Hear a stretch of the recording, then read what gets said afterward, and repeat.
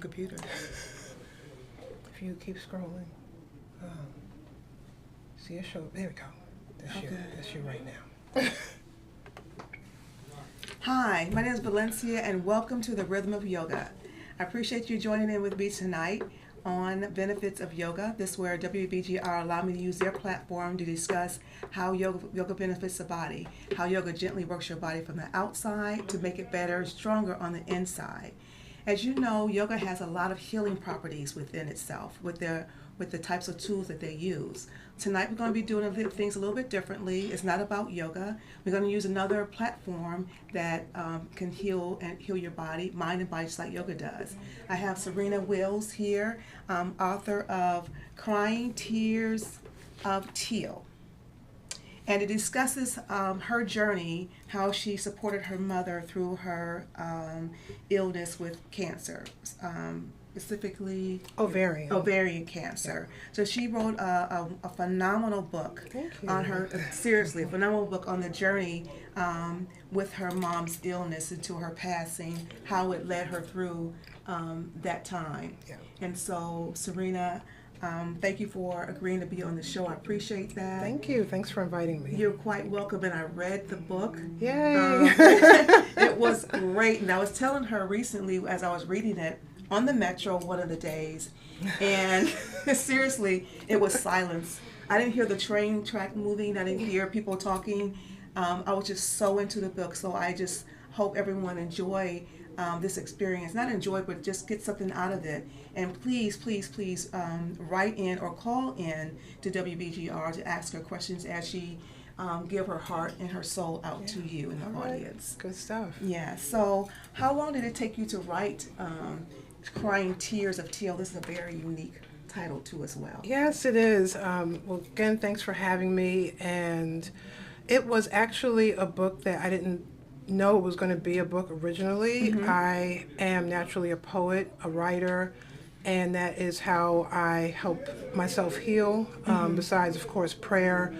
I believe in God, so I always pray, but my alternate tool that I use is to write. And when my mom was diagnosed August 2009 with Stage IV Ovarian Cancer, during the moments when she would fall asleep or in the midst of her chemo sessions, I would be with her, and when she, I would just start writing. I always brought my journal or my laptop, and I would just write during those moments. And when she would wake up, I would actually read back to her what I wrote. And at that time, it was just me writing poems, because that's what's going to help me heal and just get through this and stay sane. And it took years. So my mom passed away February 2010, and I just kept writing years and years later, not knowing it was still going to be a book, until about maybe a couple of years ago, 2-3 years ago, when my grandmother, God bless her heart, 94 years old, and she says, you should take all this poetry and turn it into a book. And I'm, no survivors, they said the same thing. And I decided to start putting it together, and it just divinely came together. That was great. Yeah. And so your grandmother kind of encouraged you to do that. Yeah. So she felt that was healing her too as well when she was reading that. Yeah, she's read the book about 3 times already. And, it's in her library in her assisted living place. So she said it was reliving what we went through, but at the same time, it was healing. And so her as well. I'm assuming that each time you read it, like you read the Bible, it's different. Yeah. You get a different take on it. You get a different take on it because you're a different phase in your life, a different time, a different feeling. Yeah.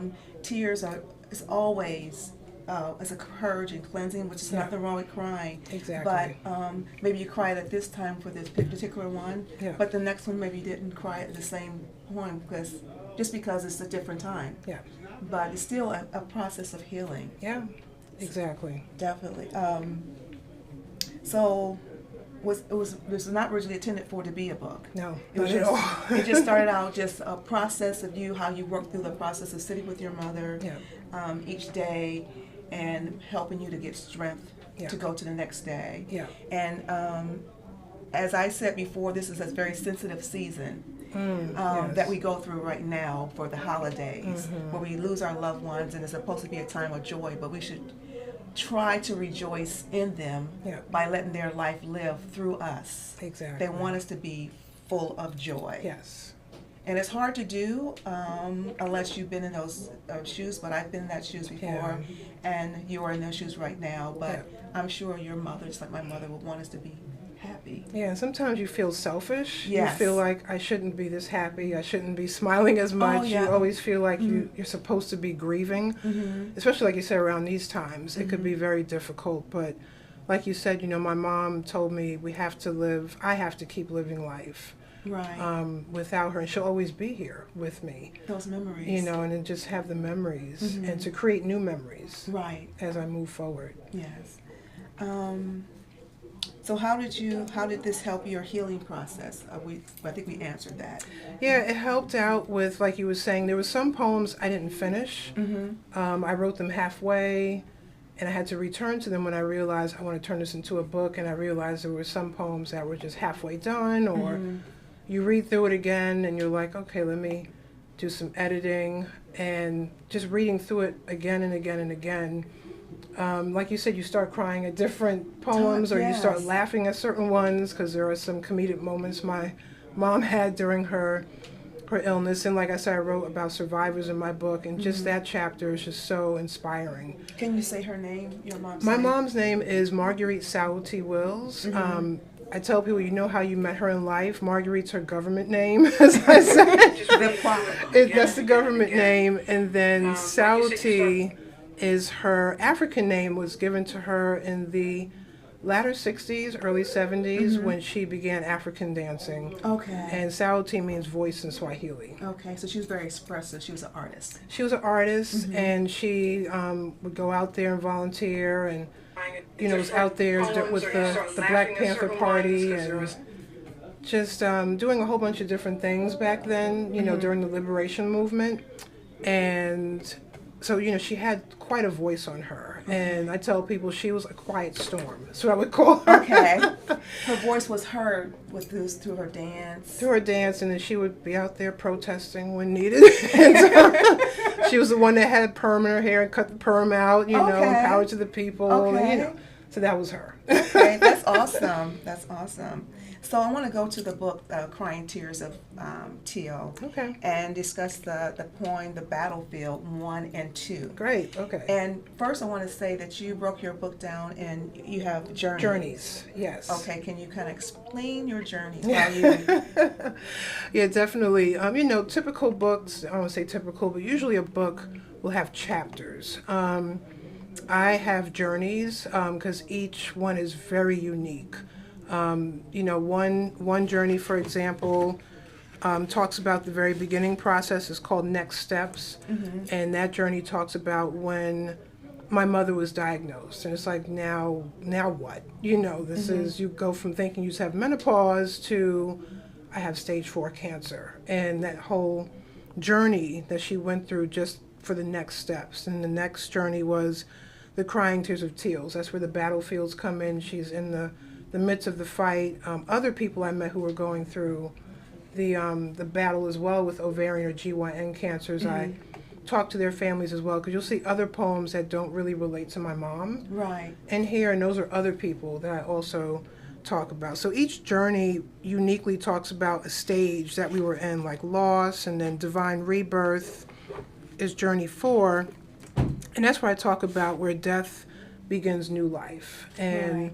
you know how we have to grieve. That is, it's just natural to grieve, it's natural to cry, like you said, but we have to move forward. We have to move on. You made a very good point. And a lot of us get stuck Yes. in that grief. So that's why I call it a divine rebirth. And then the last chapter is journey 5 is called Storms, and that's the journey I talk about the survivors that I met and just how they're living life to the utmost fullest. Okay. And beyond some, because they have survived the cancer, they're in remission, and they are just living life 155%, as I call it. So That's wonderful. That is wonderful, because, you know, it's natural to grieve, like you said, yeah, but we don't want to stay stuck in our grief, yeah, because that's not going to make you better no, and not going to make you happy. And you have to think about, sometimes it's being selfish.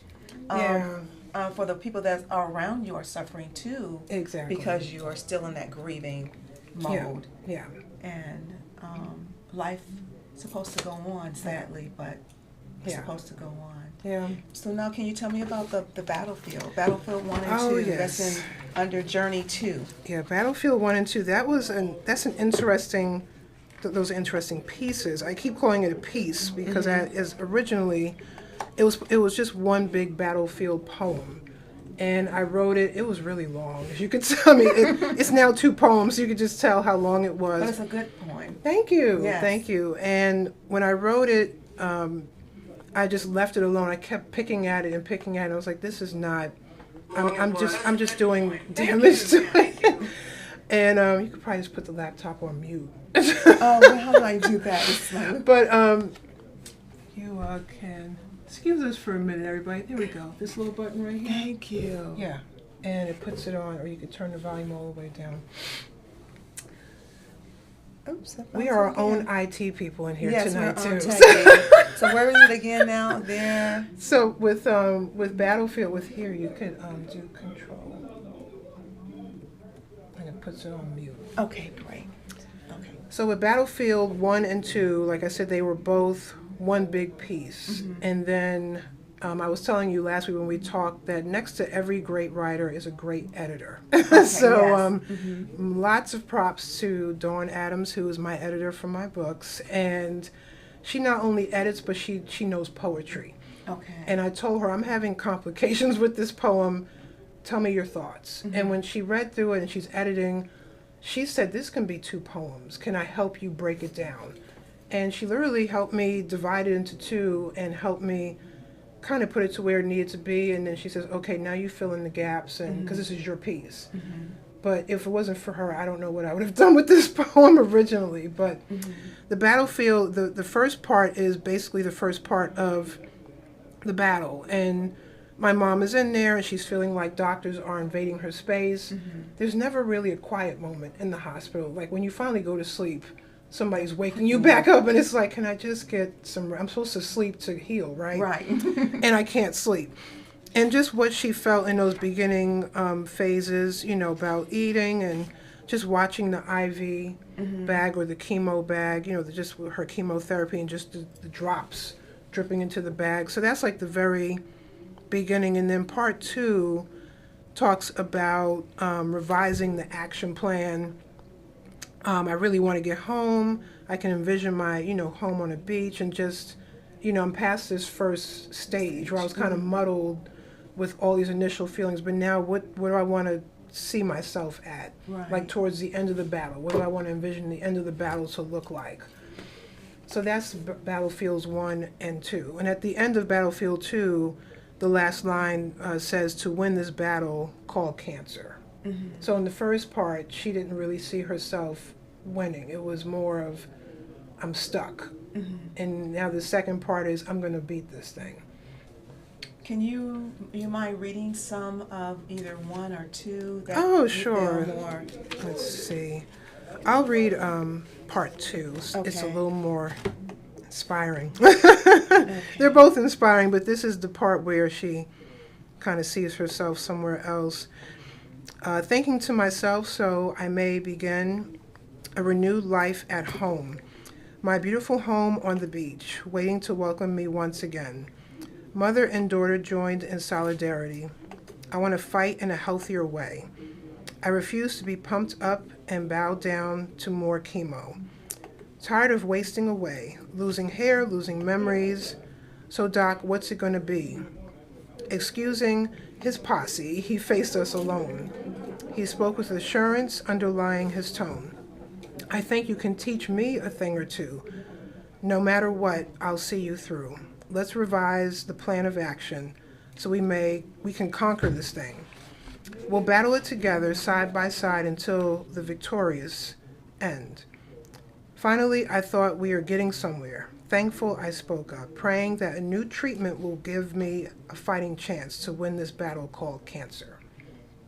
This is actually a conversation she had with a doctor. Okay. And was like, can I just talk to you? Because it would always be this whole team of doctors, and they had this conversation of me and my daughter have these dreams of like going to the beach and getting a beach home, and you know, because we were actually planning a vacation before she got sick. Right. And she says we have to revise this action plan. This was after her first round of chemo, and she felt completely floored and just destroyed by it. And her and the doctor says, okay, let's try to revise this plan. What, I'm probably a little backtrack just a little bit. What type of symptoms did she see that led her to go to the doctor and say, you have ovarian cancer? Did she have any symptoms? Well, you know, my mom was going through menopause. Okay. So ovarian cancer can mimic menopause. Okay. Some of the symptoms women go through, like the hot flashes, bloating, cramps, just feeling fatigued, tired, loss of appetite. And she's thinking, okay, this is menopause. It'll probably go away in a year or two and I'll be fine. Right. But then there were things like she couldn't breathe. She felt like her chest was tight. Her legs were getting very weak to the point where she can barely walk. And she said, I don't think menopause would do all this to me. I know it does some damage. Right. And the conversation that we both had, which is a poem I wrote called Deeper Than Menopause, is I really think this is deeper than menopause, Ma. You have to get to the doctor. And she went to the emergency room at this point. The first time she walked in, they actually discharged her and said, oh, we think you're just constipated. Here's some Imodium AD and go home. And they sent her home with Imodium AD. Okay. And she went home highly disgusted because she says, I know I'm constipated, but my chest shouldn't be tight and my legs shouldn't feel weak. And I'm having dizzy spells and everything else. So a few days went by. She went back to the emergency room, saw now the head of the ER, and they did a full sonogram and an ultrasound, and that's where they saw all the tumors. And he asked her, could you point out to me who saw you the other day? And she pointed him out. And we haven't seen that doctor since. So, wow. But, they completely misdiagnosed her the first time. Right. And even that second time, that's so scary. It was very frightening. And, to go from constipation to you have stage IV ovarian cancer. Right. And she stayed there for a few days, and usually the doctor will call your family. Right. And tell the family what's happening, and she told them, no, I have to talk to my daughter. And I went to the hospital, and that's when she told me. And she actually discharged herself to go home for a few more days just to think about what am I going to do.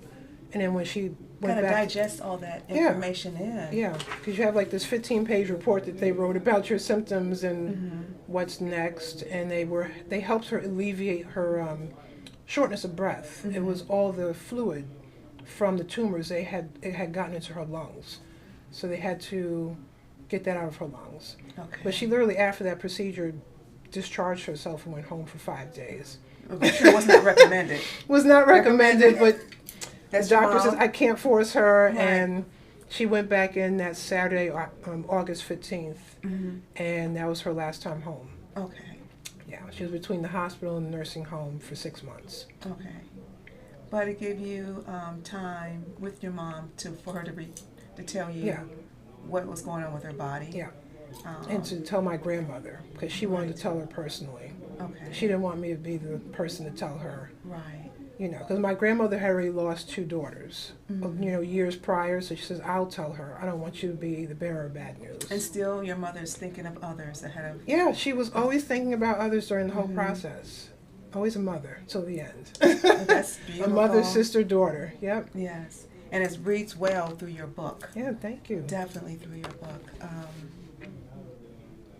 Oh, yes. Okay, so your mother did read some of the poetry. Yeah. She actually, while you were actually writing the poetry, you read it back to her. Yeah.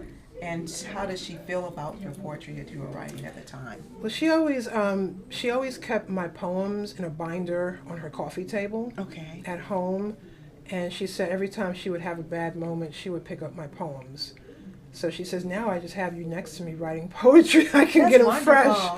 And, you know, she read some of them and she said, wow, this is this conversation we had the other day with the doctors. And she really liked the way I was documenting the journey. That's what she said. So you're documenting our journey, and I hope others can benefit from this. And I said, well, I don't know, Ma. I'm just writing this for me. Okay. And for us. I don't know about if I'm going to share, be able to share. And she actually said, you have to. Okay. And I was like, yeah, okay. It took you how many years to get to that point? Yeah, it took me, because last year made, it was going on 8 years. Okay. Yeah. But that's okay. It's it was okay. perfect timing, you Yeah. know. Back then you weren't ready for that because it's still very no. emotional. It was too fresh. Too fresh. Way too fresh. And sometimes it's like you said, it's personal. You didn't want to. It was very personal. Right. Yeah. Yeah. You want to help others, but that was my space, and you can't get into my space at this time. Yeah. But you find that you're doing it now, which is appropriate time, Yeah. and that you're helping others. So do you go to different cancer groups to speak to other cancer groups, or? Yeah, I do. I actually, when my book came out just last September, I sent out my books to just different places. Cancer Treatment Center of America. I sent it to National Ovarian Cancer Coalition. Okay. And they are very instrumental in helping not only cancer patients, but the whole family. Caregivers, the spouse, the children. They also help with advocacy and just different ways for people to heal, and they have a lot of partnerships. And they emailed me right away. Awesome. And they said, your book is in our lobby, but how can we talk? So I just made friends with the National Ovarian Cancer Coalition. Okay. And literally that was, like you said, perfect timing. It was last September when my book was released. And this, like last December, they said, we have our annual conference coming up in April. Why don't you come? Oh, okay. And be a vendor, and you can meet hundreds of survivors. You can meet us. And I said, how are the survivors? Because I'm used to my little knit group that I met at the Life with Cancer Center in Fairfax, Virginia. You said cute, so cute, my little group. Yeah, it's my group that, Yeah. you know, they were so dynamic during this process, and they took me in like their daughter or niece or cousin or sister. And they said, you'll be just fine. They're going to love your book. We love your book. And that just opened up so many doors. I went to that one conference. It was 3 days, and there I met chapter presidents. Okay. So they have different chapters around the country. You had a chance to speak at the conference? I didn't speak. Okay. But I was too busy in the vendor hall. Okay. Talking to so many people. Okay. I mean, it was so many, from caregivers to people who are in remission, and there were some women there who were still in treatment, and they had to get cleared by their doctors to be at this conference. And just really remarkable. They were so inspiring. Okay. And I told people, I walked away saying to myself, I'm going to start complaining a whole lot less in life, because here are these women that have defeated this cancer, and some who are still battling this cancer. Yes. And they're traveling, going to conferences and advocating on the Hill for more research to be done and for a cure. And why am I complaining about getting out of bed tomorrow? You know, Right. or why am I waking up late? You know, just gives you a different perspective. Right. So you are actually carrying on what your mother requested of you to do.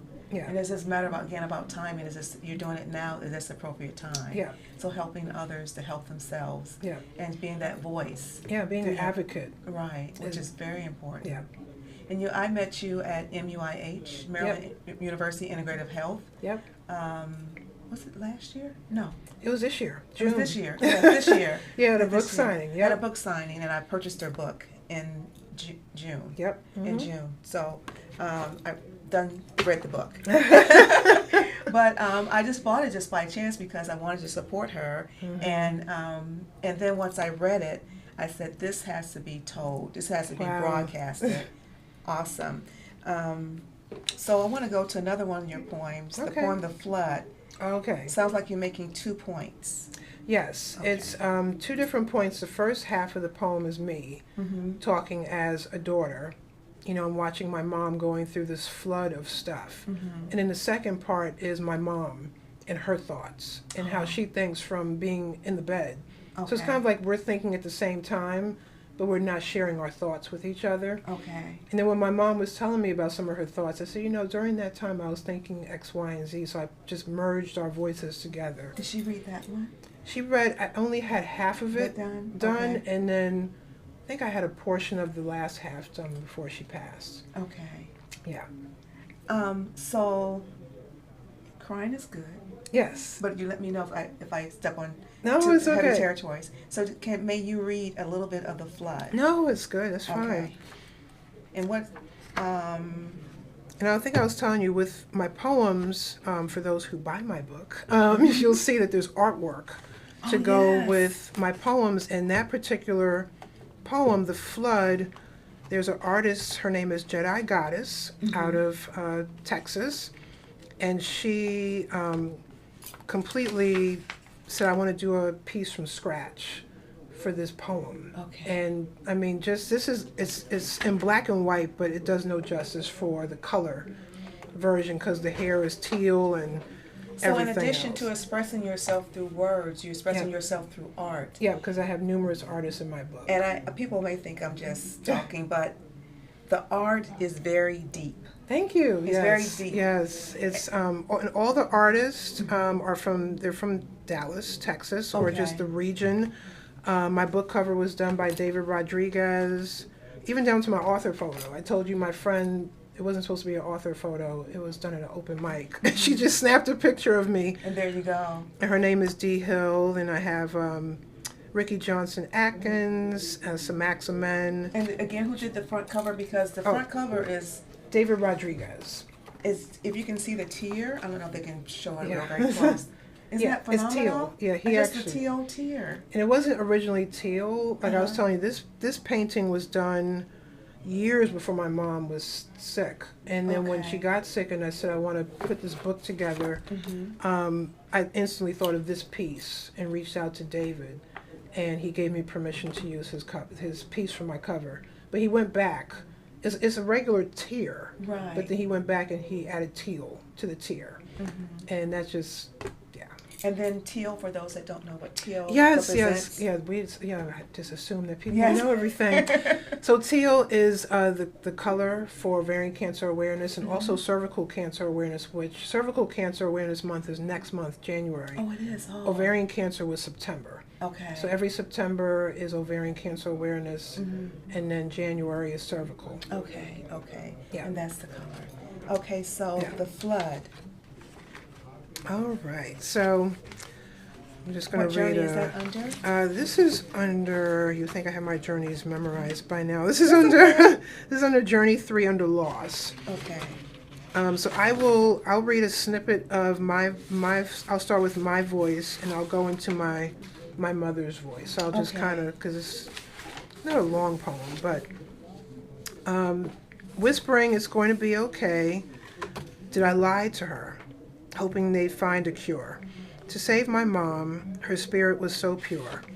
Asking for her forgiveness, flashbacks of the bad times invade, precious space I need to save.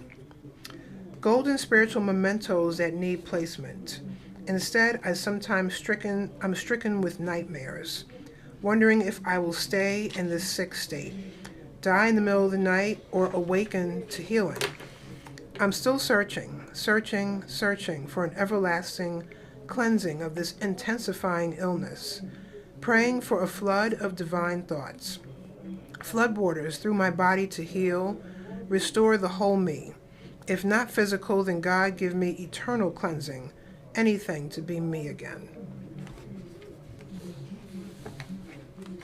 So the piece that started Golden Spiritual Mementos, that was my mom. Okay. Stepping in with her thoughts. Okay. And at this point, she was saying, if I can't be whole here, then God just take me. And she actually told me that. And I had to be okay with that. And that was it was a hard thing to hear, to say, well, what do you mean? She was like, well, I don't want to be in this, I might be a vegetative state after a while. And she always thought about other people. I don't want you taking care of me like this. I don't want to be here like this. Wow. So that was the flood. It was just all these thoughts. Emotions and thoughts and the view. Yeah. And it takes a part of your life to get to that mindset. Yeah. It's not though she was giving up. No. It's just being, I guess, like, this is how I feel. This is what I want. Yeah. And I'm not giving up, but this, Lord, this is the way I want to be. If you don't say heal me here, I'm gonna be healed whole on the other side. Yeah. If you believe in what we believe in. Mm-hmm. Exactly. Right. Yeah. And that's powerful. Yeah. I have several points, but she probably can't read them all in an hour.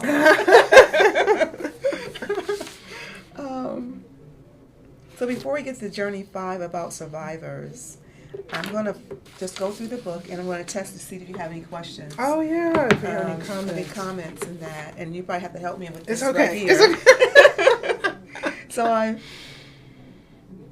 sent you, okay. We're a jack of all trades. We're doing interviews. We're doing our own IT.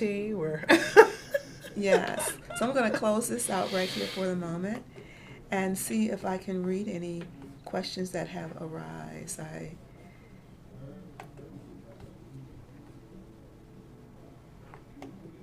And it's definitely a book. I tell people it's a book you don't read in one sit down.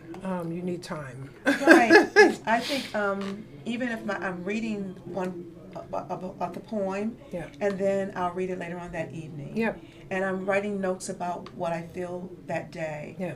But that's I think why you I have added to. the journal notes to the book. Oh, right. You mentioned that. So at the end of each of the journey, she has a listing of the journal notes, of pages for 3 or 4 pages. Writes how you feel about the whatever poem it is that you're feeling. Or write a poem yourself, or your feelings, or Did you think about those things as you were writing, or I guess your editor probably kind of helped you, nudge you along? That would be a good idea to put those journal notes back there. Yeah, my first book, Reconstruction, Pieces of Life, Volume 1, I have journal notes in the back of each. Those are called acts, they're not journeys, so it's Act 1, Act 2, Act 3. Okay. But I actually got it from just reading other inspiring books. Okay. Where at the end they ask you questions and it says, tell us your thoughts, or what are you thinking, and they have like a little space for you to write. Okay. And it might be like a journal or a book on mindfulness. Sometimes they have those blank spaces for you to write. Mm-hmm. And I wanted that for my books. Right. Because you're left to walk away. Sometimes people are writing notes on napkins or. And then you misplace them, and then you can't find them. Yes, so if it's in your book, you have everything together. Exactly. And that other book, can you hold that one? Yeah, this is my first baby. This came out 2014. Okay. So this is 4.5 years old. It's Reconstruction, Pieces of Life, Volume 1. And David Rodriguez did the cover of this book as well. Okay. You can't see, but in her hair, it looks black, but underneath her hair, you see 2 big hands holding her up in the water. So those are actually, like you said, if you believe in God, that's God's hands just holding her up. And across her chest it says new life. So it's like a rebirth for her. Mm-hmm. Great. I can't expand this right here. This should be expanded where my chats are. Oh, okay. Let's see. Let's go here. And we're going to just turn down the volume. Oh, the volume is down, isn't it? Okay. Yes. And then from there, if you just close out all these little chat boxes, you should be able to scroll down. You'll see the comments. Okay. Yeah. Okay. So at the end of the show, she's going to read a poem of choice. Okay. And you can purchase your book through Amazon. Is that correct? There's different venues. There's Amazon. I just found out another set of good news yesterday. It's finally got uploaded to Barnes and Noble. Oh, awesome! So it's available. That took. That's great. That was not easy, but it's on Barnes and Noble. But you can also go to my website, which is www.serenawills.com. And there you can see all my links to how you can purchase the book. If you purchase directly through me, I can autograph it and personalize it and send it out. So, and on my Facebook page too, it's just Facebook.com/Serena Wills. I have a shop in there, and those orders come directly to me. So there's different ways you could buy my books. They're actually in 3 Busboys and Poets locations too, which I'm very proud of. The one on 14th and V, the one in Brookland, and the one on Baltimore Avenue in Maryland. Okay. Do you do, I guess outside of this, do you do portrait reading at Busboys. Busboys. I have not done one at Busboys. It's been years. Okay. The last time I went to Busboys and did poetry, I was pregnant. Okay. And my son is now 7, so that just tells you something. It's been years. But I do go to, there's an open mic in Alexandria, Virginia called, it's in Delray, it's at St. Elmo's, and it's hosted by the poet laureate of City of Alexandria, Wendy Kaplan, and her friend Neil once a month, and I read a piece the other month. So it's a smaller, intimate, and it starts early for those like me who have small kids. It starts at 7 p.m. Get that. An open mic that starts at 7 p.m. And I would like to go out to more open mics. It's just about timing. Right. When you have a little one, you have to schedule around the little one. Well, just going to the different, I say not venues, but places that need you to be that voice. Yeah. Not just the persons that have the cancer. Yeah. The caregivers. Yeah. The family members that are hurting. Yeah. And then a lot of times, like when my mom was sick, you don't really show. You try not to show your emotions to the sick. Yeah. Because you have to hold it together. Yeah, and that's strong. And then afterwards, you cry. But normally, what I did was cry afterwards. Yeah. And I went through support groups too. I went through in Virginia. It's called Life with Cancer. They're out of Fairfax, Virginia, and they had a support group for caregivers. Okay. That was the most amazing group I could find, and it was just a room of us, and we were all caregiving for our loved ones who had cancer, different types of cancers, different stages of life. And then you had the grief group. So when my mom passed, it was called the Good Grief group, like Charlie Brown. So because grieving, it's people think of it being so bad, but it's helping, like you said, it's that purge. It's helping you heal. Right. And a lot of us we kept up with each other for about a couple of years. Right. And then we kind of went our own ways. Once you build up your strength. Yeah. Build up. Yeah. Because at that time, when a loved one passed, sometimes people have a tendency to go off and be by themselves, which is not always healthy. No. You need to be around people to talk about it, to get out your system, and it's safer. Yeah. It's safe. You're in a safe environment, and everybody knows how you feel. Right. Yeah. Yeah. So you gave me some key talking points. I'm just going to say the words. Okay. And then you tell me what you're thinking. I'm going to have an... Okay. So, see right there, chat 31. Is it right here? I think that's everybody chiming in. But I don't see the questions. And if we don't get to them tonight, I'll go back and respond back. Yeah. I don't see. I see comments, and I see comments coming up. Oh yeah, those are the comments. Yeah, but I see this and Chris. Thank you, Chris. Spirituality. Like you said, it all depends on your spirituality. I believe in God. I believe in Lord, Savior, Jesus Christ, and Holy Spirit. There were some of us in that support group that were Buddhist. You had some that were Jehovah's Witness. But at the end of the day, we all had some sort of spirituality, a common purpose, and we knew that after this life, we were going to go, in my case, heaven, or, in my case, spirituality means I would pray morning and night. I have a prayer life where I pray twice a day. And I couldn't go to church on Sundays when my mom was sick for 6 months. So I would go to Bible study on Wednesdays, and that was church for me. Okay. And my church home helped me out tremendously. They had counselors there as well. I go to Ebenezer AME in Fort Washington, Maryland, and they were just so instrumental, not just for me, but my mother and my family. Okay. So it could take different, some people's spirituality, it could be when they're doing yoga and they're in the midst of a pose and just those thoughts you have. It could be through meditation. It could just take different forms. It's where your focus is at. Yeah. And your heart is at. Exactly. That's good. Restoration. Restoration, depending on where you are, in my case, I tell people when you get to a point where you can actually talk about your mom being gone and there's not a flood of tears behind, every 5 minutes you're talking. Because there were moments where I thought, am I ever going to stop crying, But you get to, and it's no time limit on when you feel restored. I tell people, don't say 2-3 months I'm going to feel fine, or next week I'm going to get back to my, schedule.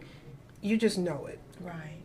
And sometimes you do have to allow yourself at times during your restoration to grieve, to cry. Yes. But it's to a point where you're like, I can actually talk about this and know my mother's in a better place, and I know she's still with me. Right. She's with my son, who I swear she sent to me after she passed away. It's like, all right, Ma, you sent me a little gift here. But it's just a feeling that's undescribable, and you feel like you can move on. Like you were saying, I couldn't think of publishing a book 7-8 years ago. Right. I just couldn't even do it. Before I go to the next word, I read a part of a poem where I believe your mom had already gone, and she had came, I guess, back, and she saw your son, and she said, "Who was this?" That was divine rebirth. Yep. And it's amazing because I wasn't pregnant when my mom passed away. Right. So a year later. I'm like, okay, this is kind of, But, that actually, part of that conversation, that was part of a conversation. It was actually the day she passed away. I asked her this question of how am I going to be a mother to my child? I don't even have children. Right. How am I going to do this without you? Because I want them to have you as a grandmother. And I said, and can I even measure up to your, she was just a phenomenal mother. It wasn't just me. She adopted 2 of my sisters that had severe medical problems, and that was her life. She took care of them. And she said, you're going to be a great mother to my grandchildren, and then she said grandson. Oh. And I was like, what are you talking about? And that was February 2010, and that December I found out I was pregnant. Okay. I didn't know for 2 months I was pregnant too, so, it's a whole other story. And then I didn't find out till April I was having a son. And I was like, wow. I was like, last February she said I was going to have a son. So she knew a whole lot more than I knew.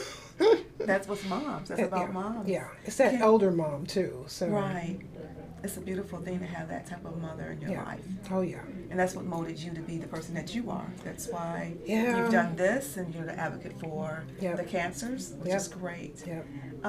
Can you tell our audience about your mom adopting the 2? Yeah, my sisters. So one, Christina, she's 29, and she just turned 29. I can't believe it. Still like, wow, she's 29 years old. Remember when she was a baby. And she was born originally to a crack-addicted mother. I met her first, which is funny. The mother? No, I met Christina, my sister. Okay. I volunteered at a hospital through my high school, and I worked in that unit, that, the neonatal unit. They actually allowed, we were like 15, 16 years old. And when she came into the nursery, she was so small, and she was shaking because she was going through withdrawal, and they said she was actually born not breathing. She was born blue, and her mother actually left her. She abandoned her in the hospital. I told my mother once, I said, oh, there's this beautiful new baby in the hospital. She came up the next week to meet her, and a few months later, she was in our house. Wow. I was like, okay. And then she adopted her. And then Ayana, God rest her soul, she was born before Christina. She was born in 1983. To my aunt. Originally, my aunt had AIDS, and my sister never contracted AIDS, which is amazing, and that can happen, And she I didn't know that though. Yeah, my aunt had full-blown AIDS, and my sister was born and didn't have HIV or AIDS, but went through a lot because my aunt was a drug addict and had a stroke in the womb, and so she had a lot of severely brain damaged. So she couldn't walk, talk, do really much of anything for herself. And my mom promised her sister, I will bring her home and I will take care of her, because the doctors were giving my sister only a year or two to live. And Ayana died at 24 years old. So 23 years passed, what the doctor said. Right, that's awesome. And it's because of my mother's care. That's love. That's love. I was going to say that's just love. Yeah. Because just can't think about. No, can't think about the medical journals or the books or, yeah. And sometimes, a lot of times in life, when a physician says no, God says yes. That's what happened. And God overrides. And she said, I'll take her home as long as she'll be with us. I want her to be with family. Right. And then she says, well, she's here. I'm going to adopt her. And, like I said, 24 years she was here. We lost her only 2.5 years before my mom died. Okay. Yeah. Okay. It's beautiful. Yeah, thank you. Health and wellness, and this is about you. Yes. Okay. Yes. So with all of that, between my mom with ovarian cancer, just learning a lot from my sisters, with the brain damage, and just life in general. And then I had my own personal health battle with Lyme disease, which is a whole other show in itself. I went to grad school and decided I wanted to do something. I thought I was supposed to be a clinical nutritionist until I took a class and said, I can't even pass this chemistry class. This is not going to happen. And then I found health and wellness coaching, and it was just a perfect match for me. And then, like I told you last night, I found I'm a national board certified health and wellness coach now. Congratulations. Took those board exams last month, and I was like, please, God, I can't take this exam again. This is 150 questions. And my whole group, we all found out last night that we passed the exam. That's great. That's an honor. It's an honor. And now, I was already coaching people, and my specialties are integrative health and nutrition. And with that comes a whole lot of things, whether it's mindfulness, meditation. I don't know if there's ever a thing of work-life balance, but just to be happy while you're working. Right. And setting boundaries while you're working. So when you do leave that job, you have a life. Right. You have a family. And nutrition, about what are you eating, what are you putting in your body. And sometimes it's not about the amount of food or what you're eating, it's the amount of food you're putting on your plate. And just being mindful of how much you're eating. That's mindful eating. Mindful eating. Oh, yeah. Mindful eating. Yes. Yeah. Love that class. Yes. Makes a big difference. Huge difference. Yes. So you have your certification. No, it's not certification. Well, I have my Master's of Arts, and I now have a board certification, a national board certification. Okay. Yeah. So and we're going to see more great things. I'm a double threat now. A double threat. That is awesome. Okay, that was great. So your health and wellness is about you, and you have achieved what you set out to do, which is great. Yeah, yep. And we're just going to keep going and help other people. That's why I want to coach and just keep coaching folks and helping them realize that they can be happy. And a couple of my clients have been actual caregivers. I just naturally attract them. Okay. And then when they find out I was a caregiver to my mother, it just breaks down so many walls. A lot of times caregivers don't care for themselves. Oh, no, we don't. We keep giving and giving and giving. That's why we have to be that work-life balance, which you just mentioned. There is a such thing as work-life balance. Yeah. Because we are heavy on this side. Yeah. And low on the other side. We need that balance to keep on giving to others. Yeah, because I was working full-time while taking care of my mom. And she was in New York, I was here in the DMV. So every Friday I would... Okay. Yeah. I wasn't aware of that. No. I thought your mom was here in Maryland. No. I would travel to New York every single weekend for 6 months. There was only a couple of weekends I missed. But yeah, no, that's where we're born. I'm born and raised, Queens, New York. Okay. And she was she wanted to be close to the family, and she was too sick to transport. But, so yeah, I got in a car every Friday with my friends, or I got on an Amtrak or a Bolt bus, or however I got there. And then Sunday night or Monday morning, if I took a day off, I would come back and have to get to work and work that work week and do it all over again. And there would be times where I had to leave midweek because a crisis happened, or... and organs are failing, and I would have to leave work like on a Wednesday and just get there. But yeah, thank God for friends, because I couldn't drive. I was two, and I had a friend of mine, Renee, and she would go in the car with me to go visit her at that time, fiance. And she said, just get in the car and let's go. and I would just have to go. I had to do what I had to do. Wow. Yep. I didn't realize Oh, that yeah. she wasn't here. She No. was not in Oh Maryland. no, this was not local. Okay. Yeah, my family was up there. I'm the only one that's really here. Okay. Yeah. Wow. And I actually opted. I said I can find a job up here and move, and she told me no. She's like, you don't belong here. Oh, wow. She said your spirit does not belong in New York City. You belong down there. Okay. So I said, okay, I'm not gonna go against her wishes. I don't do Right. that. That's wisdom, though. Yeah. She knew best. She knew. Yeah. Right. She knew. Jeez, the time is going I by so know. fast. I know. So surviving, healing. We talked about grief. Any cancer survivors that you have connected with? Yeah, there's so many. Like I was telling you about the National Ovarian Cancer Coalition. I've met so many beautiful women. Then I've been out to races, to their run walks where I sell books and I give back a portion of the proceeds back to that chapter. And they just come up to you and they're talking to you. I met one young lady, she has an organization called Teal 45. Oh, Teal 45? Teal 45 Okay. because she was actually diagnosed with Stage IV Ovarian Cancer in her 20s.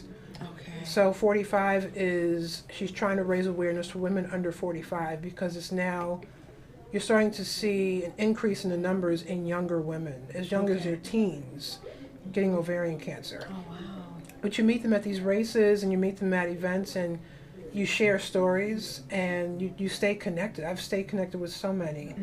And like I said, through the Life with Cancer Center, met so many survivors there. I have a good friend, so many good friends. My friend Tara, who is only a couple of years older than me, and she had ovarian cancer in her early 40s, Stage IV. And they said, oh, you probably won't be around for another few months, and she beat it. And now she's going through another reoccurrence, as they call it. But she's so strong, you know, and you just, and I mean, a lot of them are in remission. Tara Lessard. And we actually did a couple of YouTube talks together. So if y'all see us on YouTube together, that's my girl Tara. So, okay, great. Yeah, she's a powerhouse. Must be. Yeah, all of them are. They're just so phenomenal and so strong. They've been through so much. That's great. We have just a little bit more minutes. Okay. I think about 5 or 6 minutes. So what I'd like to do before we close out is for you to read one of your poems. Okay. But on a lighter note, I want to present this right here. Nice. Yeah. Well, actually, Mike Mincy, he created this, I guess, T-shirt here. Okay. It's about Christmas holidays. Yeah. Right? And you can go to his website, MikeMincy.com, to order Wonderful. a T-shirt. Okay? And also the cup. Oh, you would get a matching mug. Matching mug. Isn't that awesome? Mike Mincy. That's MikeMincey.com or Mike@gmail.com. And you're supporting a small business at the same Small time. business. Yeah. But the key is, I'm going to give you one of these two Oh, shorts. thank you. Yes. Appreciate There it. Thank go. you. Thank you. All right. There Yes. we go. Now, if you would like one of these, a mug or a T-shirt, he has different art. Can you tell me how Miss Wills broke her book down? So the first book person that Oh, yeah, we said it earlier. message to me will receive this You get- wonderful You get a T-shirt. free T-shirt. A free T-shirt. And it's a hint. It's not chapters. That's the only hint you get. And you have to email me, not email, but you have to give me some love right here and ask the question, give me the answer. And this mug is awesome. And it goes, you don't have to have Christmas. You can do Yeah, whatever. that's anything. Anything, yeah. It's year round. So it's Mike Mincy, MINCEY.com or Mike@gmail.com. Okay. And let me see someone give me an answer and I'll see if you win this wonderful gift. So you want to have any closing remarks for us before we close Sure. out? There was one last artist. I'm sorry I didn't mention her earlier. Janice Johnson Williams was one of the last artists that contributed to my book. But I just want to thank you for this time. I want to thank everyone who helped me, like I said, from my editor to, I mean, even the typesetting. It really takes a lot to put a book together. It's not easy. Yes. And I met Athena Shack. She did my typesetting, and Essex Graphics put together the outlay for the outside of the book. It really takes a team of people, especially when you self-publish. You really have your own team. But yeah, just, go to my website. I blog now. And what is your website called again? It's Serena Wills, WILLS.com. So that's SERENAWILLS.com. Just think of Serena as tennis. Just take off the the last part of her name, but SerenaWills.com. I'm on Twitter and YouTube under Divine Right, and Right is spelled WRYTE. Okay. So Divine Right for YouTube and Twitter. And my Facebook page is facebook.com/Serena Wills. And if you want to email me, it's serenawills@yahoo.com. I try to keep it simple. Not all these crazy names. Right, straightforward. And that's how folks can definitely reach me. And then in 2019, just stay tuned for my health and wellness coaching practice. The website is being developed behind the scenes, and it will be Divine Right Wellness. So that's going to be my coaching practice. So this is Valencia Folks from Rhythm of Yoga. Thank you for joining in. Tune in next week from 7 to 8, Tuesday from 7 to 8 p.m. And I thank you for Serena's going to close us out with one of her wonderful poems. Okay, I think you made a request. I did. And it's actually one of my favorites. It's very uplifting. And I dedicate this to the survivors. There was one survivor who said she quit her job when she went into remission. And she says, I'm going to start living my life 155%. She said, 100% is not good enough. I was like, okay. If you can do it, then I know I can do it. It's wonderful. Okay. I run, walk, skydive, parasail, bike ride, mountain climb, advocate for my friends with cancer who are fighting to stay alive. I am mother, lover, wife, sister, writer, leader. And you ask, how do I do it all? I live and take chances and risks. For those who are too cautious, I say tisk, tisk, tisk, because I live life 155%. 100% isn't good enough for me.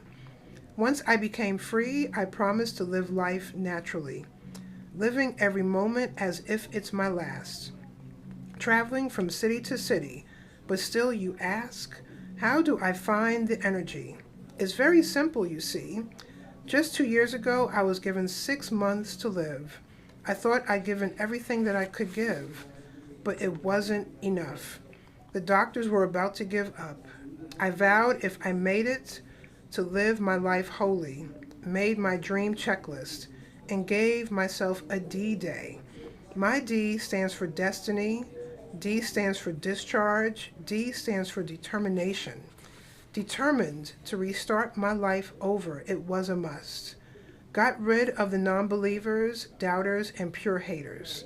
Encircled myself with those who stood the test of time in my darkest moments. Fighting to get my life back, I went after my destiny. Each day, I check off something from my long checklist, and every day, I add more to it.